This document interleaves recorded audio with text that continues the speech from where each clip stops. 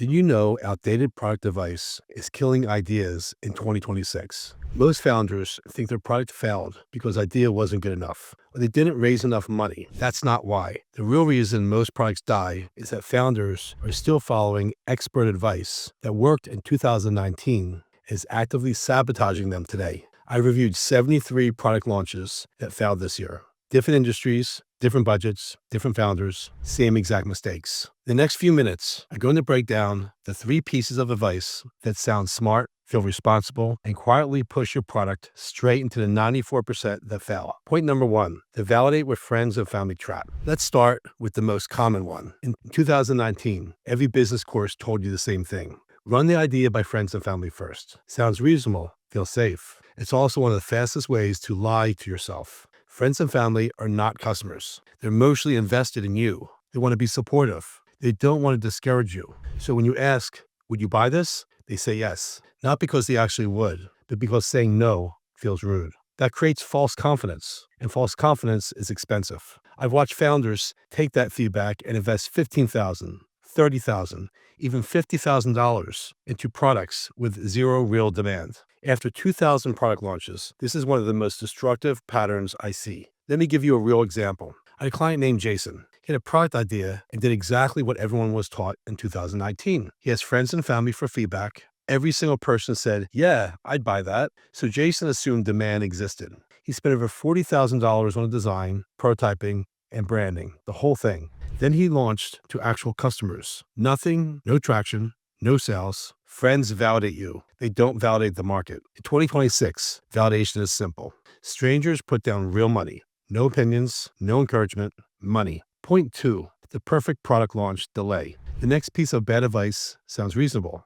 but kills momentum. Don't launch until everything is perfect. Back in 2019, that logic made sense. Development cycles were slower. Competition moved at a different pace. That is not the world we're living in anymore. I've watched founders spend 18 to 24 months perfecting features, polishing edge cases, and building version 1 like it's a final product, while someone else launches faster and takes the market. And here's the painful part. A lot of these products were really good. They just showed up late. The most successful launches we see now don't aim for perfection. They aim for clarity. Does this product solve the core problem well enough for someone to pay for it today? Not after 10 more features. Not after another year of tweaks. Today, the market punishes perfection seekers. Speed with competent execution wins in 2026. Waiting doesn't reduce risk. It increases it. Point 3, the build first, market later sequence error. This one quietly kills technically perfect products. The old thinking went like this. Let's focus 100% on building the product. Once it's done, we'll figure out how to market it. That worked when organic reach was 10 to 15%. When word of mouth actually spread. When customers weren't drowning in options. That world is gone. Today, organic reach is under 2%. Attention is scarce, and nobody is discovering your product by accident.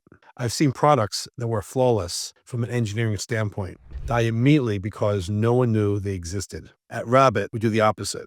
We map the go-to-market strategy before design begins. Which channels you start with, how do you roll out the rest, how you increase profitability to offset ad costs and actually scale. And here's what most founders miss. The way you bring a product to market can change the product you build. Distribution isn't a marketing problem anymore. It's a product decision. A perfect product with no distribution plan is still invisible, and invisible products don't sell. If you're following any of these outdated strategies right now, you're about to waste thousands. I'll personally show you which traps you're walking into and exactly how to avoid them. Click the link for a free strategy call before you burn through your budget on 2019 advice. Conclusion: why the 2019 playbook fails in 2026? Well, none of this advice was stupid. It worked when markets moved slower, when competition was lighter, when attention was cheaper.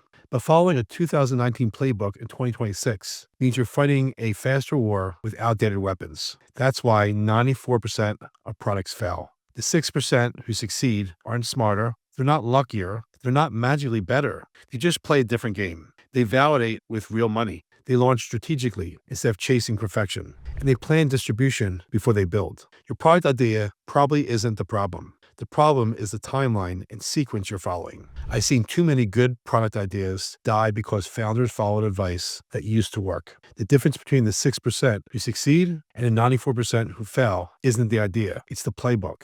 If you want clarity, when your idea actually makes sense before spending any money, You can book a free strategy session using the link below.